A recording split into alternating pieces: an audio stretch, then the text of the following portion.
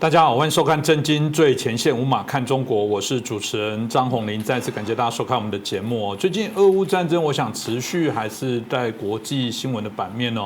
有一定的篇幅的讨论。但我看起来很多都在讨论武器啊，哇，这个更厉害的什么武器送到了，彼此又有哪些的一些资源等等哦。但我觉得大家还是应该要回到这些本质里面的他们所说的这入侵的理由，因为这些扩张的理由，这些所谓的扩张主义，这些不断的高涨的随便用这些粗暴的手段去侵入人家、去占领人家、发动战争呢？我觉得我们更应该把这些核心的基础的问题本质把它弄清楚。那我们看到俄罗斯最早说为什么他要去入侵乌克兰？他说因为这个他看到北约组织不断的东扩，然后来扩大这个他们的这些盟友，他以至于俄罗斯认为他们受到了非常大的一些威胁，不得不发动这场战争哦。所以这个问题，我想在本质上来说，引起许多大家不同的角度一开始的讨论，但我们想说，这还是持续要让大家来关注，因为这个也有可能都是我们看到许多变相的这种入侵的一些主义必须要让我们好好的来深刻了解。那我们今天很开心继续邀请到我们透视中国的高级研究员，也是台大政治系的荣誉教授明居正老师。明老师你好。主持人洪林老师好，各位观众朋友们大家好。是老师，我们之前其实这个议题一开始俄乌战争开始也有谈到，因为这是俄罗斯的理由，我想很多人都在做评论那当初我觉得老师有说一个说法是说，俄罗斯当普丁指责说这个是北约的东扩，但老师说不是东扩，事实上是大家的西逃，就某种程度来说是大家不想跟你为邻，或者反而是跟你为邻的这些国家认为他受到了一些威胁，他们反而必须要去防护罩里面去提供一些庇护跟保护那这部分是不是请老师也可以再说明一下？对，因为我们在前几次节目呢谈到过说，其实不是北约东扩，而是东欧或者说中亚国家西逃。那我们这句话呢，当然讲得很简单，后来很多人听完之后不太理解，那就问到我，所以我想大概就利用可能1集到2集的这个机会呢，我们把这个问题谈清楚。如果说你回头去看俄罗斯这个民族呢，台湾人习惯把它叫战斗民族，其实不够准确。西方叫它什么呢？扩张主义者。欧美看俄罗斯跟我们看俄罗斯不太一样。我们现在看俄罗斯比较没有感觉，但如果说你在中国大陆成长的话，你看俄罗斯有感觉。但是你现在会觉得说你刚刚还在这个我们休息的时候在讲说有人看日本怎么样？对。中国人现在看日本人感觉非常仇恨，非常强烈，因为你侵略过我。可是你如果翻看俄罗斯跟中国历史俄罗斯侵略中国更厉害，杀人呢可能没那么多，但是也绝不在少数。所以你要仔细说的话，你到底中国人是应该更恨俄国呢，还是更恨日本呢？这得想一想。那这个我们就先不谈了，我就回到这个我刚刚讲的主题。如果说你回头去翻看俄罗斯这个民族过去400年的历史的话，你发现你得到的印象会比较更像欧美国家今天看俄罗斯，而不是像今天台湾人看俄罗斯。简单的说呢，俄罗斯从这个脱离了蒙古人控制之后，就基本上向外扩张了，大概我看看说的短点是400年，说的多点大概是600年，也就是这么一个不断扩张的民族。那说的少一点的话，它大概至少向3个方向扩张，向西边扩张，向东边扩张，向南边扩张。所以它是一个很长的，从外国来看叫做一个民族扩张史或者民族侵略史。我想我们接着就请教一下老师因为如果我们刚老师提起来，这将近400年左右整个俄罗斯民族他们对于东边、西边、南边的这个扩充大家一定会很好奇因为我知道有许多我们刚刚提到的中国的民众很健忘，那我们这一集就来做大家这个记忆的苏醒一下，把这历史做一下回顾老师，是不是我们先从西扩的这部分来谈起？好，那西扩呢，我们就要先从这个一个叫做莫斯科公国或莫斯科大公国开始谈起。莫斯科公国或莫斯科大公国呢，最早是在蒙古人统治之下，当时不是这个拔都西征嘛，然后这个就成吉思汗向西路打过去。最后呢，打到大概差不多13世纪，差不多上半到这个中叶的这个阶段呢，基本上呢，他们建立了很大的一个国家。后来发现说没办法统治，就分4个汗国，其中一个叫做钦察汗国或金帐汗国，它这个翻译译音呢，那么我们说的这个莫斯科大公国呢，就在莫斯科附近的一个小村庄，大概是几百人的小村庄，其实没什么了不起的。那这个莫斯科公国后来大概反正经过跟蒙古人这个被蒙古人统治200多年之后呢，逐步强大，因为他帮蒙古人收税，他臣服于蒙古，也接受了蒙古的很多观念，甚至很多制度、文化等等，所以开始慢慢进步。后来俄罗斯史学家呢回去研究这段，发现说他们被蒙古人统治240年之后，其实得益于蒙古人非常多。那细节我们就不多说了。简单说就是大概在1240年左右呢，这个蒙古呢用金帐汗国统治那块地方，包含这个莫斯科公国在内。然后200多年之后的这莫斯科公国呢，慢慢强大起来，慢慢独立。后来跟金帐汗国呢要打仗，金帐汗国不敢打呢，退兵了，他就正式独立。那时候是1480年，然后这个莫斯科公国呢就开始向外扩张。扩张的开头呢，我们随便乱说一下，他绝对不到这数字，我就说1万平方公里啊，1万平方公里。到最后我们看它最大的时候是苏联崩溃前。2280万平方公里，从1万平方公里到2280万平方公里，你算算看，心算一下，它增长多少倍？2280倍。我这还讲的少一点的。如果它是这个1万平方公里的1半的话，那就4000多倍；如果再少的话，那可能差不多是1万倍。那么也就是说，这个是一个扩张性极强的国家。那长话短说，到1613年呢，这个莫斯科公国慢慢就变成我们所熟知的这俄罗斯。那个时候比较成型的王朝叫罗曼诺夫王朝，而罗曼诺夫王朝就后来扩张了，在400年来给欧美国家留下深刻印象的俄罗斯民族。好，那么最早呢，这个他从哪里开始呢？他当然那个地方呢，向北边很快就无人地，那就拿下来了，然后向西边呢就到欧洲去走。到欧洲去走呢，碰到第一个就是在17世纪中叶，也就是在差不多在罗曼诺夫王朝成立的不到50年的时间呢，就把乌克兰的东部吃下来了啊！请各位听清楚，乌克兰东部就差不多是今天打仗的地方。你刚不是讲乌克兰战争吗？是，大概是今天打仗了，再向左边一点点，也吃了更大一块地方。好，这第一件事情。第二件事情，从1700年到1721年，跟旁边一个强国，这强国今天大家比较没有感觉，叫瑞典，打了21年的战争，后来瑞典战败，然后割了一些土地给他。俄罗斯呢，首先拿到的地方叫做彼得堡，后来叫圣彼得堡，它有了向欧洲去进发的一个窗口。好，那然后呢，中间又经过一段时间。俄罗斯呢跟瑞典又勾结，跟着强国的敌国瑞典勾结，又勾结普鲁士跟奥地利，3次瓜分了波兰，然后波兰就被吃到这个好几块去。所以请各位记得啊，波兰跟俄罗斯仇恨从这里开始接起，远了我们不说了，在近年这里。然后1768年到1783年15年时间，俄国出现个女的沙皇叫叶卡捷琳娜。或者叶卡德琳娜，各位在一些电影、一些小说里面都看过这个人，跟这个鄂图曼帝国打仗。鄂图曼帝国今天叫土耳其，那时候叫做这个东亚病夫啊，中亚病夫。那么跟鄂图曼帝国打了半天之后，鄂图曼打败了几次，然后割取什么样啊？南乌克兰地区，大概就差不多今天你说的敖德萨啦，然后黑海的北岸什么等等。然后他拿地方叫做克里米亚。这下慢慢故事就接起来了。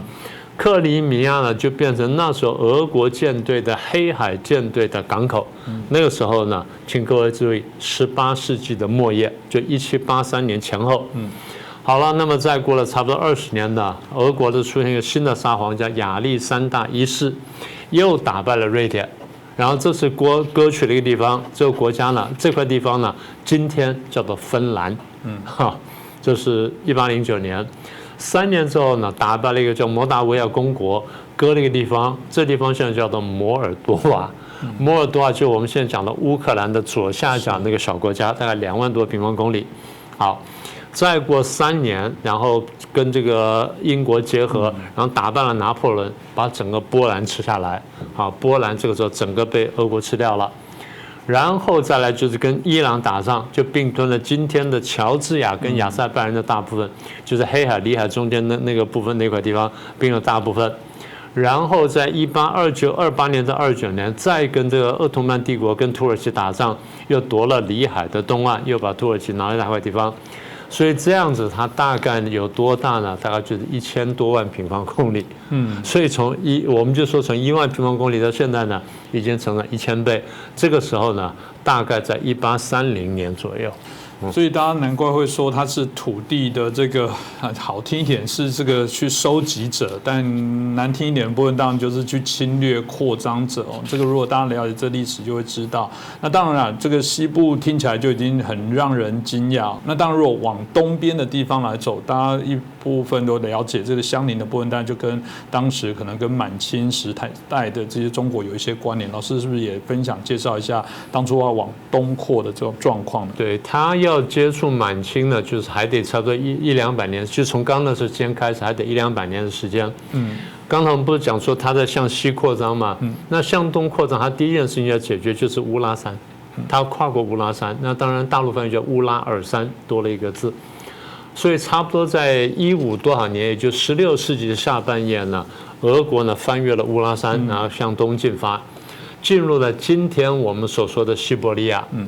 那么当时西伯利亚是什么处境呢？其实跟现在差不了多远，大概就是人烟稀少的游牧民族的放牧地区。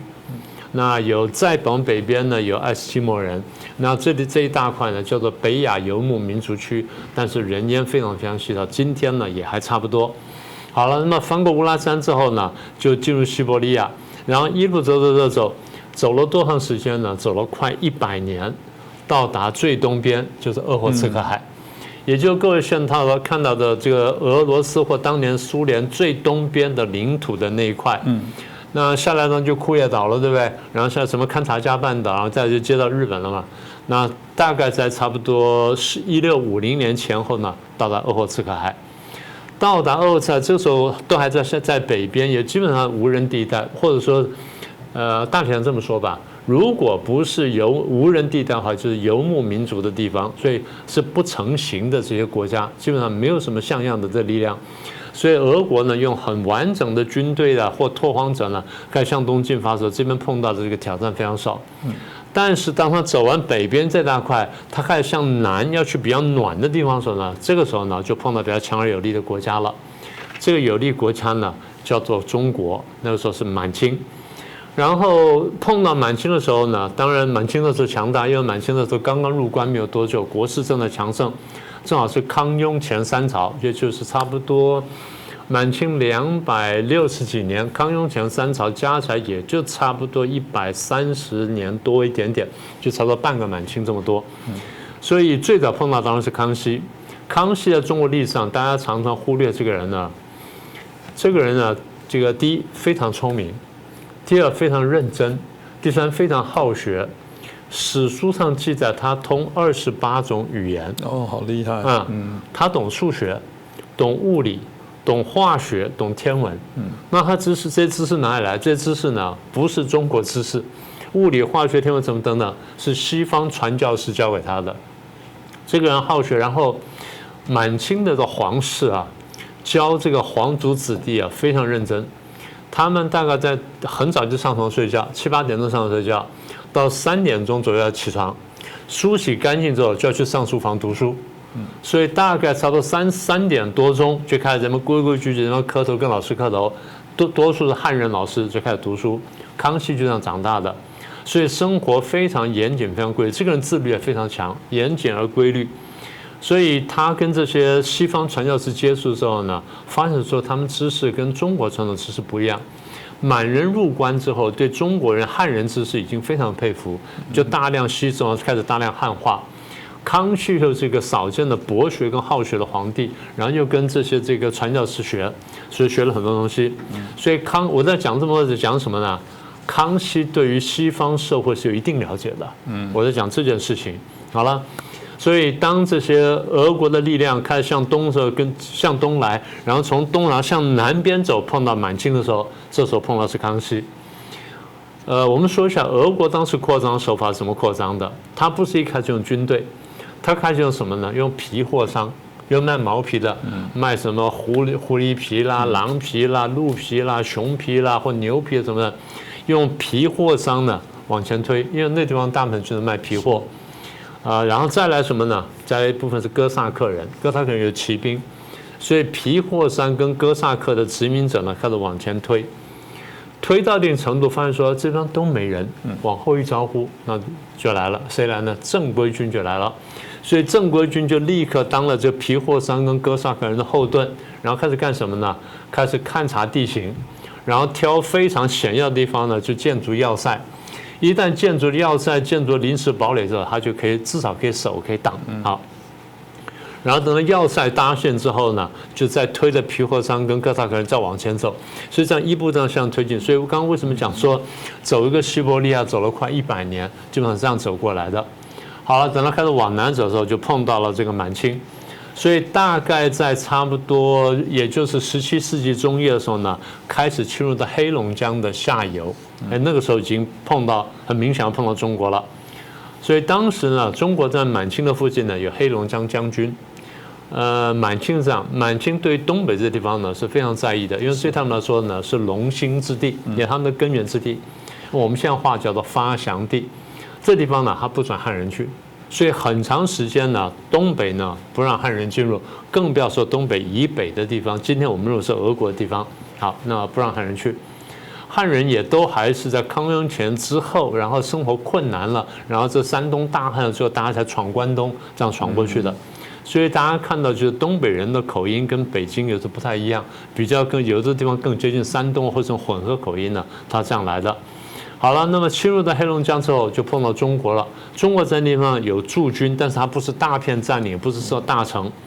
碰到驻军的时候，双方冲突，然后双方打仗。刚刚开始的时候，满清是战败的，因为这个俄罗斯人打仗手法不一样，然后俄罗斯呢也有很厉害的骑兵，所以满清当时这个愣了下，满清当时也是用骑兵的。就后来怎么办呢？还有一点，俄罗斯当时有炮。俄罗斯的炮呢，后来之前应该这样讲，明朝末年的时候已经引入这种炮，这炮呢，各位去查它的历史书，叫红衣大炮。红衣大炮，中国大概最早买过10几尊，后来在这个什么八国联军什么被抢走几尊。我在法国的一个博物馆那边看到2尊大炮，就竖在那个走廊上面，太大了，竖在走廊上面，然后上面还看到中文字。好像是中文跟满文，汉文跟满文，这2排并列，但2吨非常大炮，大概可以顶到这屋顶那么高，所以相当大的一个炮。所以当时呢，俄国已经有这个红衣大炮，但是当时红衣大炮的炮弹跟今天不一样，今天的炮弹会开花会爆炸，当时炮弹打出去是一个大球，或者是打石头或打一大球。所以它杀伤力没有那么大，但是打过来之后呢，第一杀伤力还是很大，第二什么震慑力很大。所以对满清的军队呢打击很大，满清军队不知道怎么办。最后这个康熙就召集了前线将士，问他们说：“那有什么办法？”结果后来来了一个台湾的一个总兵，台湾的一个将军，大概中高阶的一个将领，大概还不叫做将军了，应该叫做中阶军官。他就说这个有办法，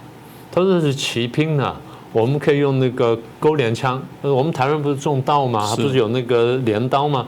他把镰刀绑在长棍前面，然后伸出去呢，去勾那个马脚勾断马脚或勾伤马脚就行了。那你说他上面那骑马人居高临下用矛用弓箭射你怎么办啊？他没关系，我们台湾呢有竹牌或者盾牌，用藤或竹呢编一个很大的牌，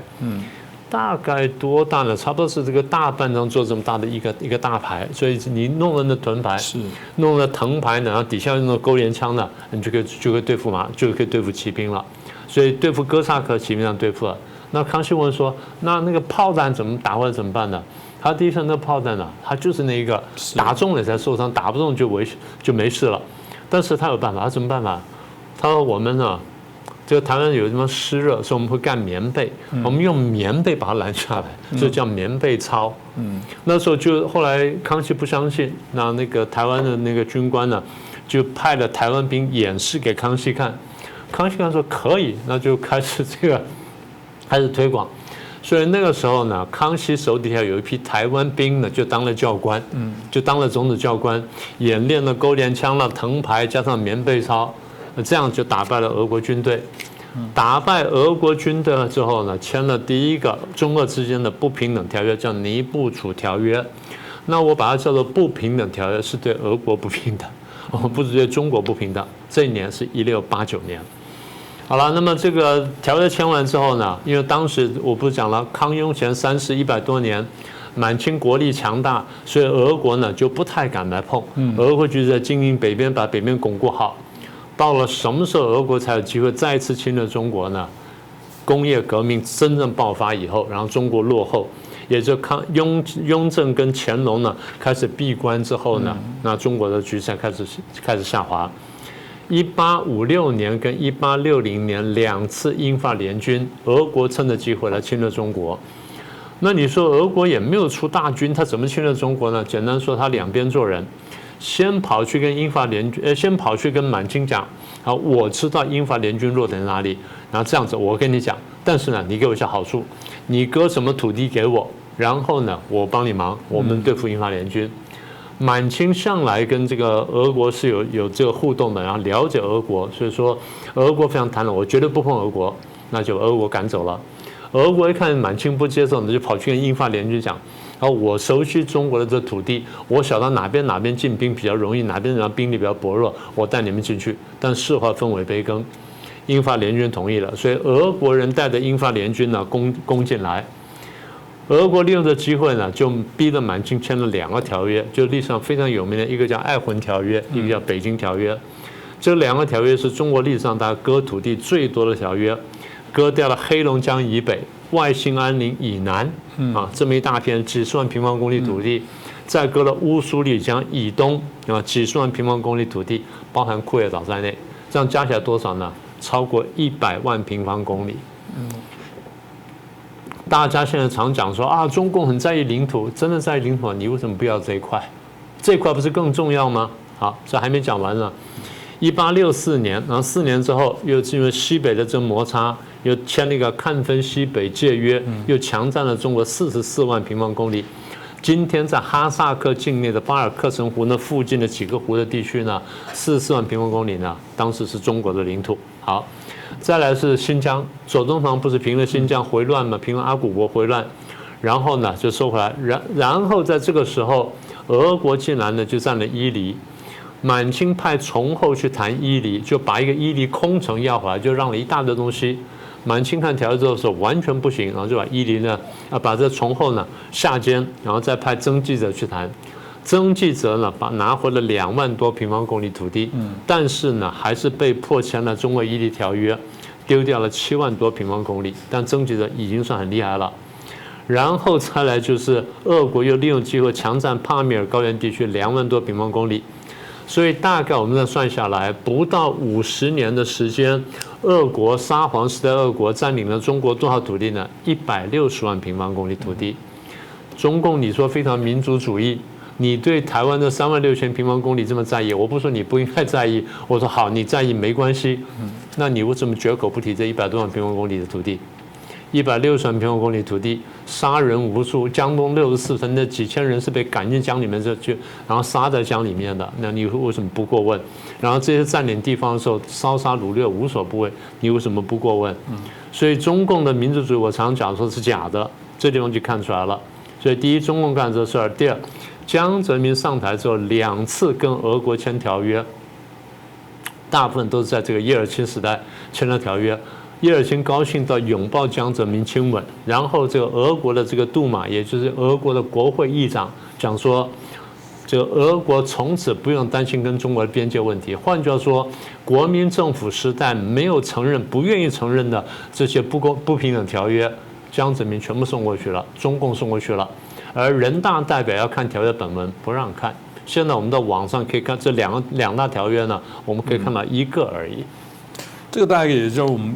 老师刚刚所提到的部分。我们也谈说，我们对自己自我的要求就是里外一致哦。当然，除非你摆明了就说我就是见人说人话，见鬼说鬼话，那没话讲。那不然的话就一致啊。当我们记得在前几集老师节目也说过了，当你在喊台湾说一个子都不能少，我说那你应该要支持乌克兰说，对你应该跟俄罗斯说我一个子都不能少。当你觉得说哇那个哪边有入侵，那你现在为什么对于其他他的入侵，你又是闷不吭声，你应该要求普丁到要跟习近平拥抱之前，先给我磕个头，鞠躬一下，说我错了，我代表过去俄罗斯，代表这个过去苏联甚至发生的战争，只要让你们有任何伤亡，我就跟你致意一下。这显然是选择性。当看完俄罗斯的这个所谓的西扩、东扩，当刚提到南扩，其实老师刚刚提到，我们当然说没有北扩嘛，老师说不是没有北扩，那时候北扩国家不多，那时候不然如果有国家，其实同样是，所以不是没有北扩，只是那时候没有明显对应的国家较为松散，所以几乎都扩了。对，没有说还有北边是他的好朋友吗？他不扩，不是北边没有国家可以来打，他就顺势就全收了。那回到如果刚刚提到的南边的部分，老师要不要介绍一下南扩的状况？南边大体上就像今天的这中亚地区的扩张了哈。那个时候呢，大概在差不多1850年左右，也就是19世纪中叶呢，英法俄三强呢在这个争霸，大概基本上当时就是差不多在就是刚讲的亚非拉一块在争霸。所以当时俄国除了说在经营这些地方之外呢，他推一个政策叫南下政策。南下政策走下来呢，就走到我刚刚讲说，差不多就是中国的就新疆的西北方那一大块，就中亚这样一路下来。所以主要对手呢，除了什么波斯人之外，今天叫做伊朗了，大概就是什么哈萨克了、乌兹别克了、吉尔吉斯了、土库曼了这些人，还有一些呢是蒙古人，就碰到这些人。他用了俄国呢用了各种各样的手法，欺骗啦、收买啦、鲸吞啦、蚕食，跟刚刚讲说皮货商什么，全部结合在一起。所以大概搞到差不多19世纪中叶到下半段的时候呢，就把今天的哈萨克大部分都吃下来了。大家看地图，哈萨克是一个非常大的国家，哈萨克是270万平方公里，大概1/4中国还大一点点。然后再过差不多10年20年呢，就征服了大概3个汗国，一个叫浩瀚汗国，一个叫布哈拉汗国，一个叫瓦西汗国。大概在什么地方呢？在今天的乌兹别克、塔吉克那一带。然后再过差不多又10年到15年左右呢，就并吞那个地方，今天叫做土库曼。所以哈吉塔乌土呢，大概在差不多也是不到50年时间呢，就全部吃下来。那么这一吃下来，也就差不多是300万平方公里啊，因为光是一个哈萨克就270嘛，其他你夯不啷加起来就300万出头呢，那毫无疑问的。所以各位现在想想看哈，这个俄国呢，从当初的这个莫斯科公国开始，我们说用1万平方公里土地这样向外扩张的话，那就差不多2000倍啊。如果是再少的话，就加一倍，变4000多倍。大家现在明白我们在说什么了？我们在说的就是欧美各国怎么看俄罗斯这个民族，这个扩张侵略野心非常大，然后收集土地，而且在收集土地过程当中手段非常残酷。他用的军队不太多，因为他真的是不是打硬仗的一个国家，他用的军队不多，常常是这个拐骗偷抢摸什么都来，对中国尤其如此。但是，一旦把那地方拿下之后，对那种老百姓非常残忍。第一件事情是先杀掉一些觉得可能会反抗的，再来就奴役一些呢比较软弱的，一直是这样的。所以讲到这里，各位看一下，到底是北约东扩威胁俄国呢，还是俄国历史上威胁了这个东欧跟这中亚国家，然后搞了300-400年，搞了半天呢？我常讲，我说中共讲的东西呢，常常是颠倒黑白。那这次为什么要颠倒黑白呢？因为俄国为了要这个合理化自己对乌克兰侵略，所以因为你们北约东扩，但是你现在翻开历史的话，你觉得是大家更怕俄国呢，还是俄国更怕北约？是今天俄国有理由怕北约，但你有没有想到，你这样讲是倒果为因？因为你侵略人家300-400年，人家今天来反抗了，所以中共今天，俄国是为了要这个合理化它侵略，中共是为了反美而挺俄，那没关系，我们现在了解了。问题是台湾人一部分人跟全球的亲共人士，你得看懂这个道理，不要不懂这事情呢，上电视去随便讲，到最后呢，你被人家洗脑了不说，还帮人家去洗脑别人，到最后真的吃亏的呢，将来往前看会是你自己。所以我们做的节目希望说能够唤醒大家对历史的了解跟认识。这当然蛮重要的这也是我想透过这个俄罗斯过去对外不断扩张这些历史可以让大家了解，其实不只是土地的扩张，我觉得我们可能都谈到更深层的部分是，它还有一些它的价值主张的扩张，这些所谓的要解放人类的，希望去推动它的这些社会主义相关的部分，这个在它扩张土地之后所延伸的这些手段跟这个价值意识的部分，这不是我们大家才最害怕。我觉得我们在整件事情上最夸张的还是像老师说的，到现在还有人在谴责所谓的被威胁或受害者。其实我们当然看到现在很多台湾的节目也在谈到什么这个美国众议院议长佩洛西要来的部分啊，然后警告你不要做这件事情干嘛？我就说是来，我当然知道有可能会产生这些所谓的区域的变动，这绝对是事实，这不用讲的。但这个过程当中，是不是应该先谴责那个恐吓人家的人？你怎么又在检讨被害人呢？所以这是我觉得透过老师清楚的一些介绍，可以让我们更了解一些事情那今天也感谢大家的收看。我想下面打击。谢谢谢谢。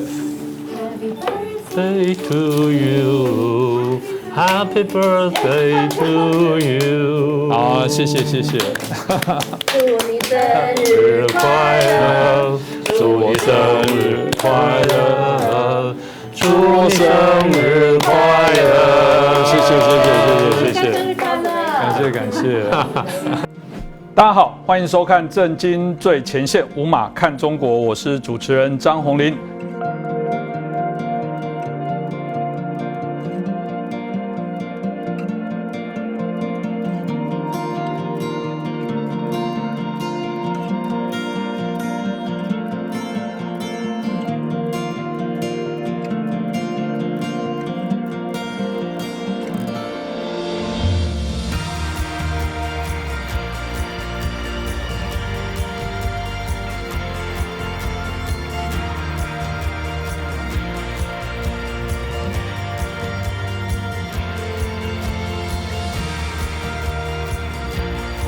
先许愿。好，那祝我们震惊最前线的这个订户早日突破100万，当然也祝福我们所有震惊最前线的工作同仁，我们所有的这些支持订阅者，然后每个人都健康平安顺心，然后大家都可以心想事成。好，轻轻吹。谢谢谢谢，来谢谢大家，谢谢大家，太客气。好，谢谢谢谢谢谢谢谢。好，眼看蛋糕走掉了。那今天就再次感谢明老师，也感谢大家的收看那当然，如果大家对我们今天的节目喜欢的话，欢迎大家帮我们点赞、转传，然后分享给更多关心这个中国议题或者关心现在国际形势的这些朋友。那就再次感谢老师，也感谢大家的支持。各位震惊最前线的好朋友们，我是主持人张宏林，欢迎订阅我们的频道，也记得打开小铃铛，掌握最新节目通知，让精彩评论不错过，更欢迎留言、转传影片。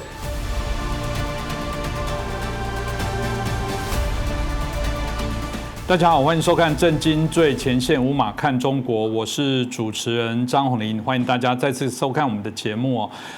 在安倍晋三遇刺的讯息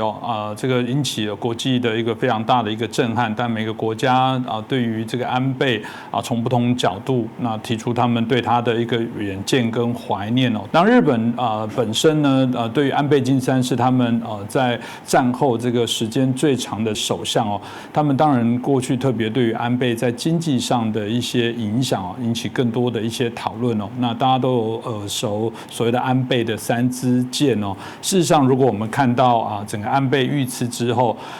日本这个整个我们讲这个兑换美元的部分，也在很短的时间当初快速的这个日币上升那大家当然也很好奇为什么这个安倍遇刺之后，整个日本的经济马上也产生了许多的一个转变所以我觉得我们今天也许也可以来让大家了解一下整个大家在谈到日本特别从这个泡沫化之后，大家一阵子日本非常的绝望，整个经济的一个低迷到安倍晋三首相上任之后，那当大家对于日本的失落的10年这样的部分产生了一些改变那我们开心邀请到旅美学者刘仲敬老师阿姨来到我们的节目当中，再次接受我们的访问。阿姨你好。你好，大家好。是，我想我们刚刚前面提到的安倍作为日本的这个在任最久的这些首相当大家特别在于不只是在政治、经济、外交的部分有些琢磨。那今天我们特别从经济的角度可以让大家了解一下，因为从2012年12月26号安倍晋三上任之后，当时我讲日本希望来摆脱长达15年的我们谈到的通货膨胀，很多一些经济低迷的一些问题那所以安倍当初提出了所谓的安倍这个3件的这些计划。那我们特别在2018年1月23日日经指数那时候来到了24000多点那时候说法是创下1991年11月泡沫经济以来26年来首度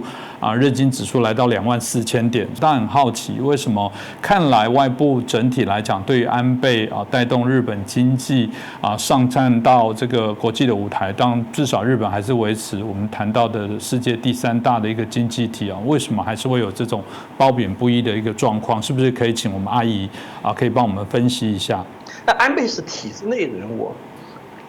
他和他背后依托的政治集团是1955年体制的产物，这个体制的绝大部分不在政府内部，也不在政党政治和议会政治当中，而在于产业界和民间。换句话说，如果把川普前总统用来描绘深层国家的词汇，用来从美国移动到日本来的话，那么安倍本人和他的家族和他政治势力根本上就是日本深层国家的化身。有很多人把安倍和川普相提并论，他们称之为是保守主义的势力的代表。但是其实从他们各自在国内政治的角度、国内政治当中所处的位置来看的话，安倍其实是更接近于麦凯恩和拜登这样的人物，而不像是川普这样异军突起的体制外人物。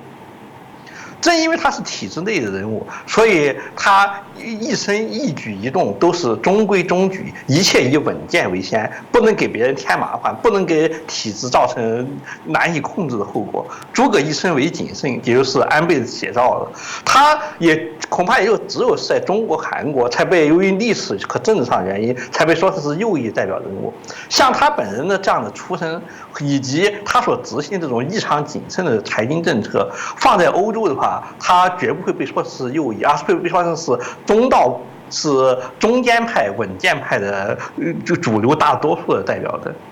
安倍经济学实质是什么？就是说要在不改变日本深层国家和脱胎于冷战体制、全球化体制整个结构的情况之下，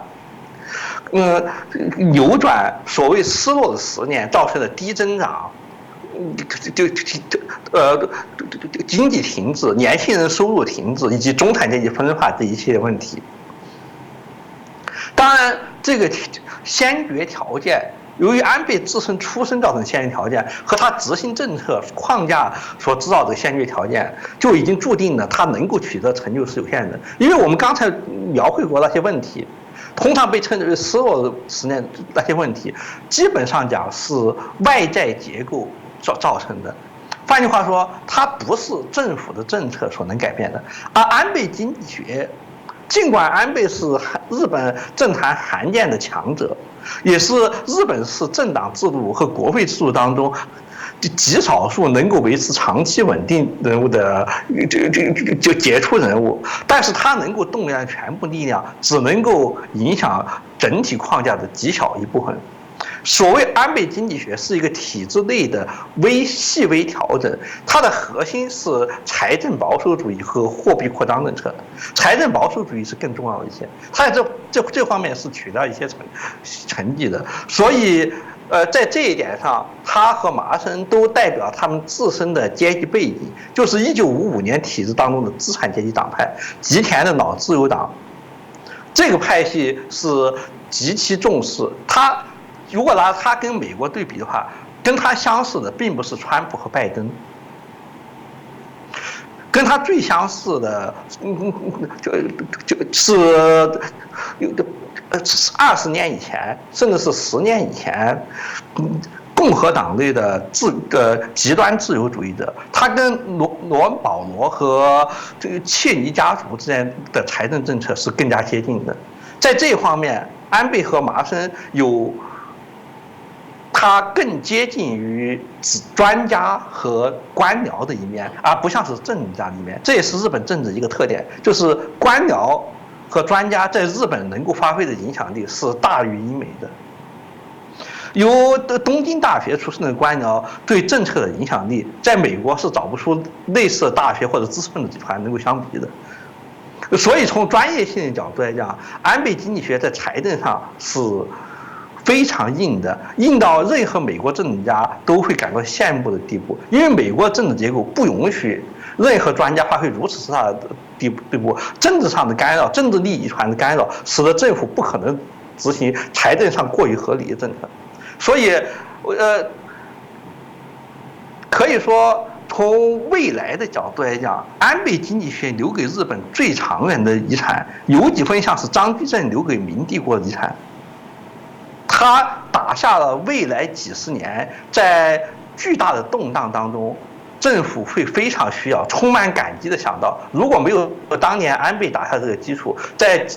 财政开支和国家政治经济面临的极大挑战地步，没有当年张居正积下的银两，国家是应付不了万历3大征和后来的大规模动荡的。但是从政党政治和短期政治利益角度来讲的话，安倍这方面的整顿并没有给他自己和他自己派系带来直接的好处。从这个角度来讲，他就算是战后，特别是冷战以后，极少有的为国家长治久安负责的超级政治家了。货币政策没有那么重要，也没有那么成功，但是引起的反响反而更大一些，因为它更多的触及了媒体所关心的和表面性的问题和民生问题，但是基本上没有达到预期目的。没有达到预期目的，并不是政策本身的问题，而是日本外部环境的问题。因为这个政策主要是要扭转通缩所造成的各种问题，而日本的宽松政策，尽管从纵向比较来讲，已经算得上是比较大胆的，但是横向比较的话，它正好赶上了全世界各国央行，尤其是美联储以美元世界货币制造者的角色，大规模的向全世界倾泻货币洪水的时代，结果。由于后冷战时期的日本已经不是昭和时期的日本，它是世界经济的主要顶梁柱之一，所以本身是属于宽松的货币扩张政策，放在国际背景之下，反而显得是相当紧缩。在日本算是接近于货币扩张鹰派的政策，在跟美联储比起来，跟欧洲各国的央行比起来，跟大量发行人民币，在温家宝时代以后，尤其变本加厉大量发行人民币的中国央行比较起来的话，反而显得像是相对紧缩，就像是所有人都拿着降落伞从空中跳伞的时候，你以为你下降速度其实很快的，但那是从你自己的飞机上看的。你要是跟别的飞机上的降落伞比起来的话，你还会发现你的降落伞反而是最慢的。结果从国际资本的角度来讲，日元非但不是宽松的，反而是接近紧缩的，这样它政策的效果就要大打折扣了。因为它所处理的日本不是吉田首相时代的日本，不是岸首相时代的日本，不是神武景气日本，也不是田中首相和一亿日本进中流的日本，而是全球化时代的日本。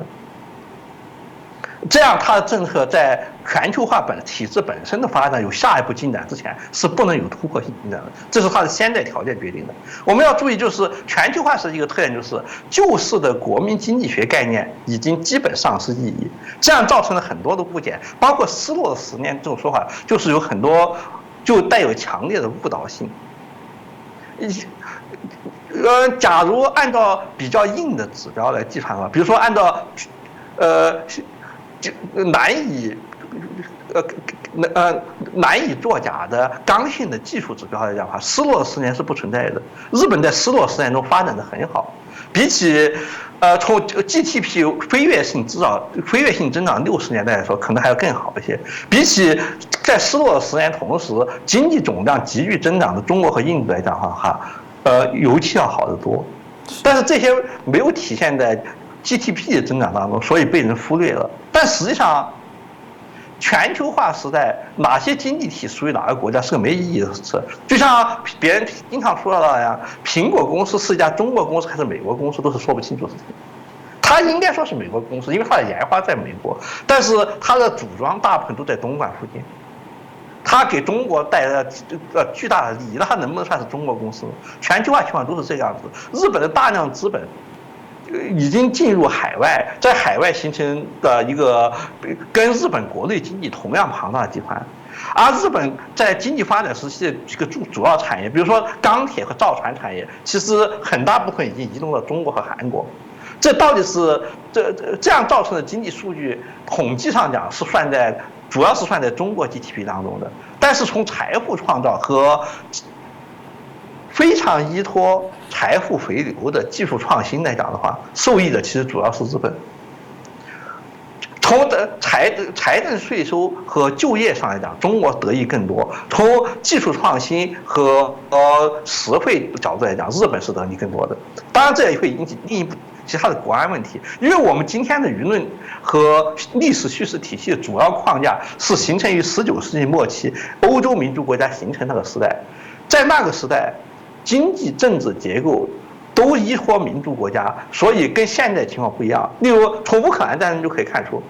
当1914年欧洲大战爆发的时候，所有国家都抱怨说自己的军火生产极度短缺，子弹、炮弹用不到圣诞节，于是就采取了我们现在都熟悉的全民动员，年轻人不进军队就要进兵工厂。军队和兵工厂是同样重要的，兵工厂和铁路工人工会跟前线士兵是同样重要的。要理解这一点，才能理解1918年德国和俄国的革命为什么会发生。铁路工人、士兵在这方面发挥了极大的作用，都是这个全民动员体制造成的。但是今天的乌克兰战争不可能以同样方式进行了。就报道说是乌克兰前线出现了台湾的武器，而台湾官方出面否认。这里面原因显然就是因为台湾的军火产品日常的就在输出到西方体系当中，而西方国家在援助乌克兰的过程中呢，可能把其中一部分送到乌克兰，但台湾并没有直接给乌克兰。如果是在1914年，情况就不会是这样的。法国会动员他全部的劳动力，让日常的工作由非洲人、乏工和妇女来做，所有能够动员起的男人都进兵工厂去，把炮弹产量给弄上来。他不会说是到日本或者是到东非去进口他的需要的炮弹或者武器。但是今天的乌克兰使用的已经很少是自己的武器，大部分是广义的西方集团给他运送的武器，而西方集团运送的武器又体现了全球化生产特点。你很难说乌克兰人使用的武器哪一些，比如说是美国武器或者是法国武器，他们全都是全球化生产的，最封闭的，而且长期以来受西方即使在最开放时代，也是军事技术受到严格封锁的中国，它的所有的坦克包括坦克、大炮、水面舰艇和潜艇这些武器，也全都是全球化生产的。如果失去了欧洲民用商品的供货的话，没有任何火炮或者是坦克能够生产出来。像99式坦克这样的新式坦克之所以产量很低，也就是因为中国从全球化生产中得到了海外订货受到严重的压力缘故。像俄罗斯为了供应欧洲的天然气，不得不要求德国和加拿大放松制裁，由西方给它供应配件。而俄罗斯自身军事体制受法国技术和德国零件的对法国技术和德国零件的依赖性也是非常大的，以至于乌克兰人不断抱怨他，如果法德两国真的封锁了俄罗斯，那么俄罗斯是无法继续进行战争的。所以日本在这方面并不例外。冷战结束以后，日本经济大量外移，是中国经济奇迹的一个关键因素。从这个角度来讲，所谓日本的停滞10年和中国的飞速发展，本身就是全球化经济一个体现，日本在其中起了极大的作用。因为中国经济革命主要不是依靠苏联留下来的一套经济体制，台湾和日本的资本输入，不是台湾和香港的资本输入，日本的技术输入起了最初的作用。在这两个最初的作用打好框架以后，才能够存在21世纪加入世贸组织以后，美国和西方资本的大量输入。日本作为技术输入者是极其重要的，它首先是以它的技术输入培养出了亚洲四小龙的经济体系，然后正是新日铁这些日本的巨头企业在邓小平时代对中国大量投资，把日本的产业、钢铁产业和造船业移到中国，中国才会有今天这种全世界规模最大的钢铁、造船和各种产业。像川普总统上台以后，被美国人炒得沸沸扬扬，说是美国培养了中国经济，而中国依靠经济力量反过对美国国家安全构成威胁。其实对美国来说是不大适用的，对日本倒是非常适用。没有日本钢铁公司对中国的大量输入，没有日本造船业对中国大量输入，中华人民共和国的海军是不可能建立起来的。而中华人民共和国海军的建立，对美国的威胁是正小，对日本的威胁就正大。如果说有哪一个国家用自己的经济输出养肥了中国，使中国反过来对自己构成安全威胁的话，那么这个国家一定不是美国，首先就是日本。所以按照一国的 GDP 来计算它的经济发展，在1990年以后的世界是不大有意义的。反过来，即使是拥有世界央行身份的美联储，要制造政策来调整美国国内通货膨胀，也已经远不再像是里根和沃克时代那样得心应手。安倍，日本央行远不能跟美联储相比，日本的经济地位也不跟美国相比，所以安倍要依靠国内有限的政策调整，处理本质上是全球化经济的问题，一开始就是非常不给力和很难达到目的。这一点不是他个人的问题，同时代的全球化时代的所有政治家都面临同样的问题，而且大多数人面临的问题比他还严重。这就是安倍经济学天生局限，也是他作为体制类人物不能是突破的框架。他不能突破的框架，一个是横向，一个纵向。横向就是全球化体制本身，纵向就是脱胎于冷战经济学，由美国在朝鲜战争时期冷战开始以后，向日本出让市场制造的神无景气，然后在60、70年的经济发展当中，实现了一亿日本近中流的中产阶级社会，导致日本本身的消费市场急剧扩张，使日本成为经济强国。然后经过80年的贸易战以后，日本在70、80年代，其实日本的经济已经是接近于世界第2，但是日本企业巨头和民间社会还有相当普遍的小国思想，没有意识到。日本其实已经是世界经济的巨头，足以影响世界经济的存活，还觉得自己像朝鲜战争和50年代那样，是一个好不容易进入世界市场，要尽可能的争取更好地位的出来者，因此谈不上是董事会成员，而只是一个勤劳优秀的员工。在90年代以后，日本、欧洲和美国渐渐形成了调整世界经济的整体结构以后，这种观念才渐渐的修改过来。而在这个过程当中，日本的大量人口离开了它的农村和外县，集中在东京大都市，东京变成了日本全球化经济在日本的体现，使得日本的消费水平急剧提高，也使得日本的人口增长停滞不前。人口规模的停滞，使得90年代以后，日本在市场扩张和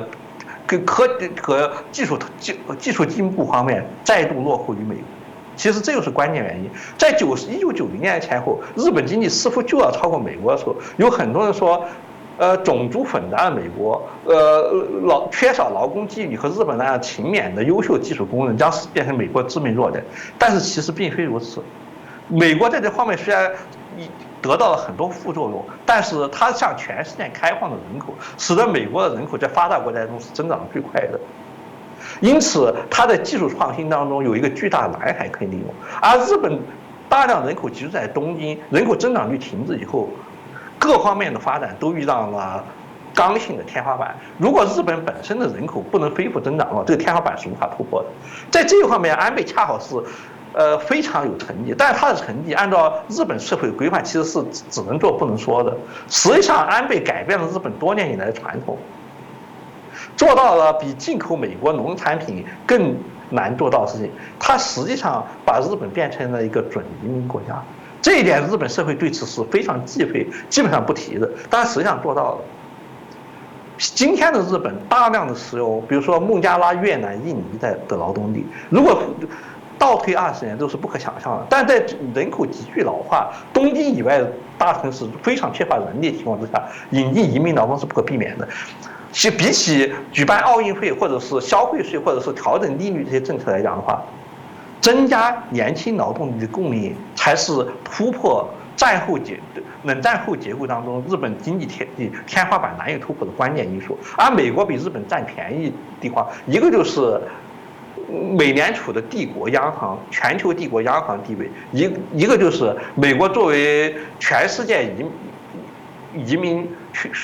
群体的终极目的地，不存在年轻劳动力匮乏的问题。对于日本来说，当然问题不算是最严重的。由日本带动的亚洲经济发展，跟在日本的后面，接受日本的资本输出和技术输出的亚洲4小龙，尤其是台湾和韩国，在这方面比日本要严重得多。日本在东京以外，至少还有几个大城市群，而是首尔在韩国那种独大的地位，比起东京在日本要严重得多。而中国的记录又比跟着韩国和台湾后面，它的记录又比日本更低一筹。不仅北京和上海是这种消灭人口增长的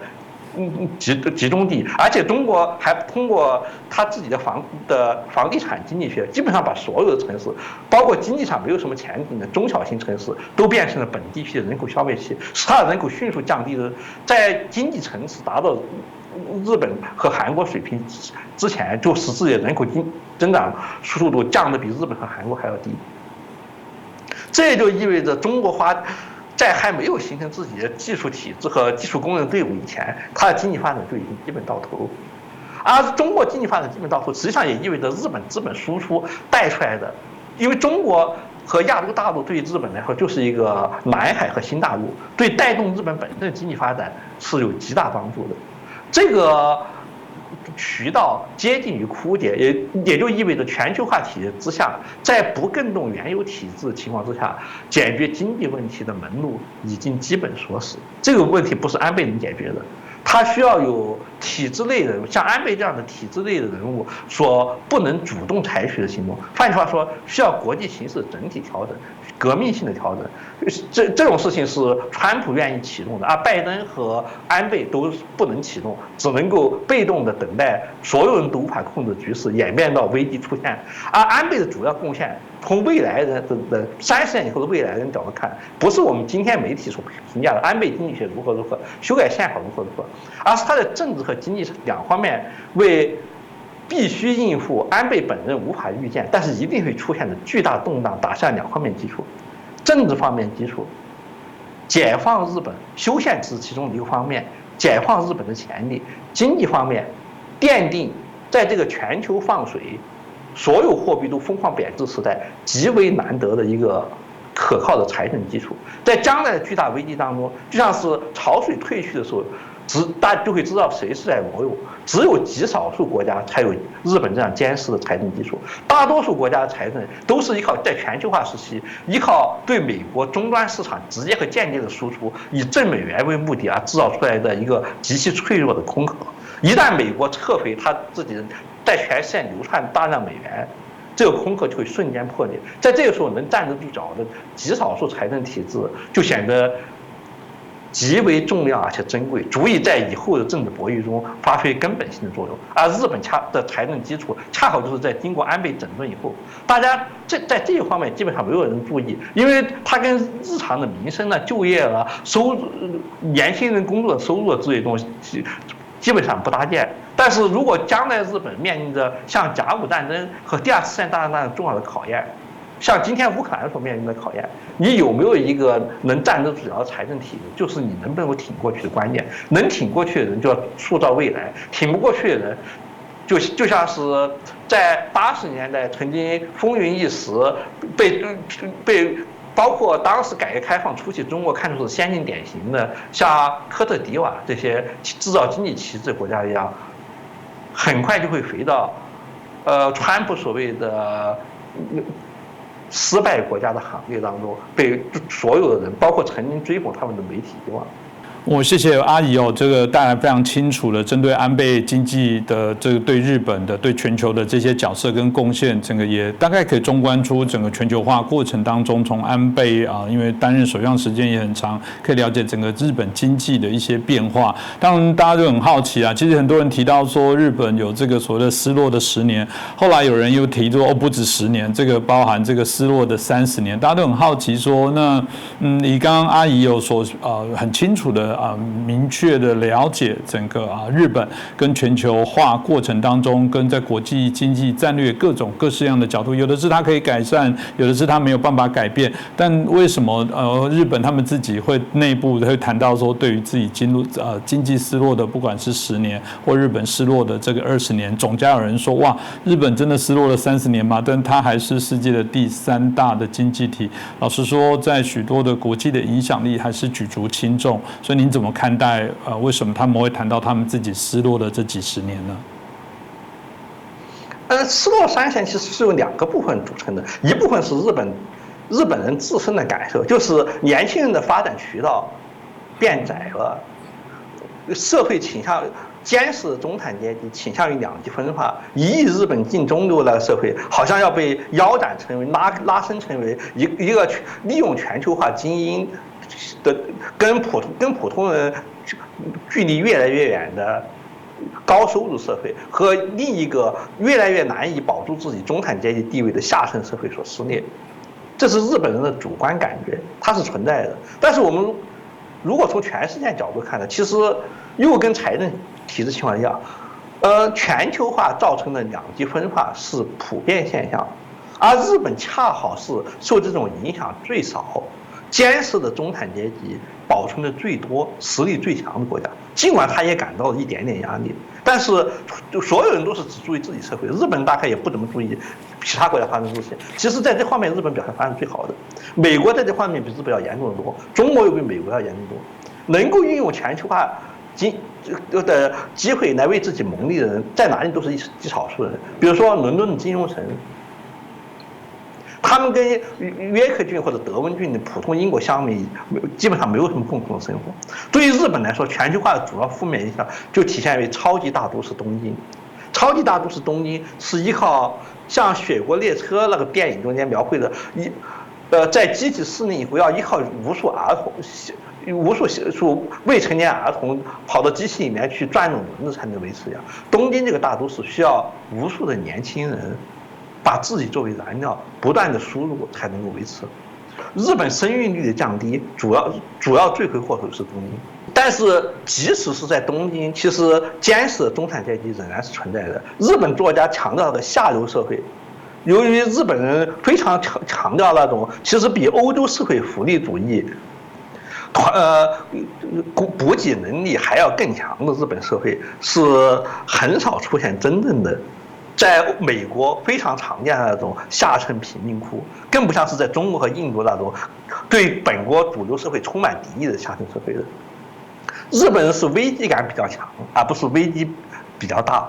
这个问题基本上是全球化造成的。全球化倾向于，我们可以用通俗角度来讲，比如说，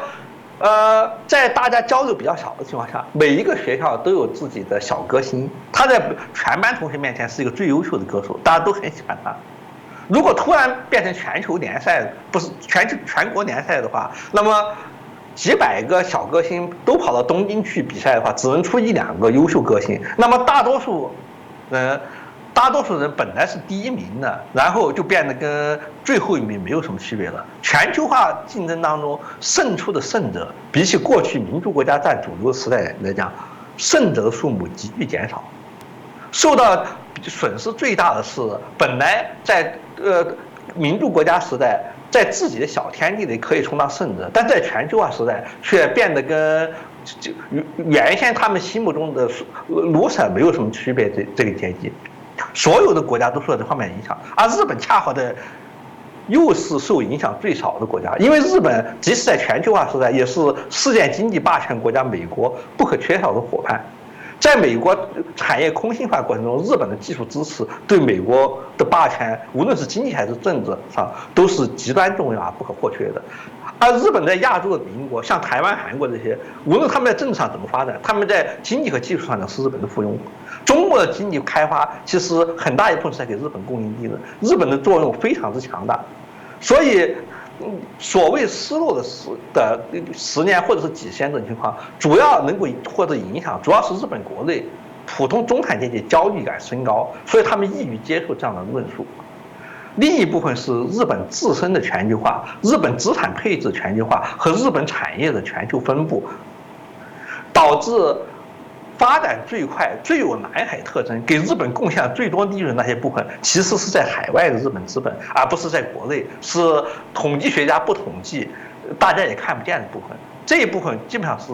认为日本在这一部分失去了时间，基本上是误解。从经济空洞化、产业外移和资本外流角度来讲，日本在海外的资产配置恰好是最健康啊、安全程度最大的。相比于第一次世界大战以前在全世界分布的法国资本，和今天“一带一路”分布在西亚和非洲中国资本来说的话，日本资本跟当地社会的融合程度较高，对本国回馈本国的产业更新和科技进步的效果，比起规模最大的美国还要更好、更经济、更好一些。从这个角度来讲，所谓失落的10年，在统计上造成的对日本不利的记录，其实是一个假象。在这方面，日本并不是失败者，而是胜利者。它主要的不利之处，其实也是只是相对于美国的不利之处，就是它的终端市场不够大，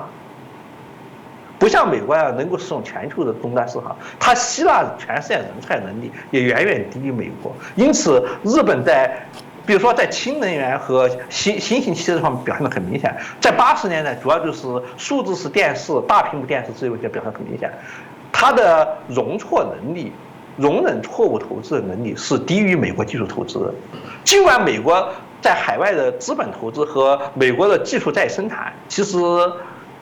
失败和损失都要比日本大得多，但是因为它的容错率高，最终还是胜出了。但这也只是相对于美国，相对于除美国以外的日本，如果跟除美国以外世界上其他国家，包括欧洲国家，包括中国、韩国和像其他国家相比的话，日本在全球化时代的资产配置，应该说是稳健而成功的，没有因为避免风险而失去它本来可以得到的大部分利益。是，我想透过阿姨这样，大家也可以很清楚知道，这个日本当谈到他们自己内部在谈到的失落，相较于其他国家来讲，相对还是较为健全哦。那当然，大家谈到日本整体这个经济的这些发展的这些过程当中哦，尤其是安倍不幸遇刺身亡的讯息发生，日币有一度我一开始提到的就是快速的升值到0.5。当然，这个波动的部分大家都很好奇，说过去他们极度宽松的这些政策。会不会因为安倍的过世而产生了一些改变哦？那大家也很好奇，说整个日本的未来的整个货币政策也好，或者经济走向也好，有人说会不会以后日本的央行会走向甚至更为鹰派的，对于这些所谓的一些干预的部分，可能会有一些比较不一样的一些做法。这部分阿颖您怎么分析，怎么观察呢？日币升值是对市场对风险的反应，是一种避险反应。安倍的遇刺是对世界释放了一个动荡时代即将来临的信号。在动荡时代，大家要干什么？追求资产的安全。那么避险货币最硬的货币有多少？没有多少。日元肯定是最硬的货币。无论日本人怎么样想量化宽松，日元在其他国家，在全世界各种货币比较当中，始终是最坚挺的。结果国内政策斗不过国际形势，全世界的避险资本如果想要避免风险的话，增加一部分日元的持有，总是一个明智的政策。其实美元也是这个样子，尽管美元本身往往是希望贬值的，但是随着世界风险的增加的话，美元相对于黄金政策反而更加强势。就是因为美国本身是安全的主要提供者。所以在世界变得越来越不安全，在世界变得相对安全，到处是太平盛世的时候，你可以说金丝和边远地带是一样的，你可以到处都走，走在哪里都不会遭到抢劫，这是金丝的优越性不明显。但是就是在比如说崇祯时代，天下大乱，洛阳都开始人是人的情况之下，这时候金丝的地位就变得极度安全了，因为只有皇帝所在的金丝才是安全地带，金丝以外都是充满动乱地区，因此大量人口和财富会涌入金丝，造成一种我称之为西贡现象，就是越南战争时期西贡的畸形繁荣，其实是西贡之外处在长期游击战的状态之下，以至于有钱人和有出路的纷纷逃往西贡，结果越是事件越是动乱，极少数稳定的高地就会吸引越多的人，这是违反这些国家本身的经济决策者的希望的。日元情况就是这个样子。日本人无论他们自己是怎么看待自己的，在全世界其他国家看来，日本人是高度谨慎，因此日元和日本本身的经济是极度安全。世界上其他地方经济越是动荡，大家就越是需要。对日元和其他货币的差距就越大，因此日元就越配相对升值。这样的相对升值对于安倍经济学说达成的目的本身是不利的，但是这些目的都是短期的。从一个国家的长远发展来看，其实大多数政府在竞选时所做的承诺和推行主要政策都只触及了泡沫层面，其实都是不重要的。日元体现了像是17、18世纪阿姆斯特丹证券交易所一样，在这个交易所当中，法兰西王国的债券价格永远竞争不过英国，普鲁士王国的债券价格不断的上升，而波兰王国却急剧下降了。这本身就预示着英国即将战胜法国，普鲁士将由弱小国家变成强大国家，而一度强大的波兰即将遭到瓜分和灭亡。日元的强势就意味着在未来的世界危机当中，日本占有一个极其坚实的地位，但是对于日本短期的经济和政党政治来说，都是不利因素。是，我想今天我们透过阿姨针对安倍经济学安倍整个对日本经济的一些影响，到整个日本经济的这些发展，当然有许多的一些面向让我们很清楚的做一些了解那这部分我想一定会随着日本对于国际战略的一些重要性，特别他们现在内部我们在政治上也谈到他们这启动修宪的相关一些议题在政治经济外交军事相关的部分一定都有一些联动的影响。那当然我们也感谢我们今天刘仲敬阿姨很清楚的带来了这段期间日本经济发展的一些分析那再次感谢我们刘仲敬老师，谢谢阿姨，谢谢各位。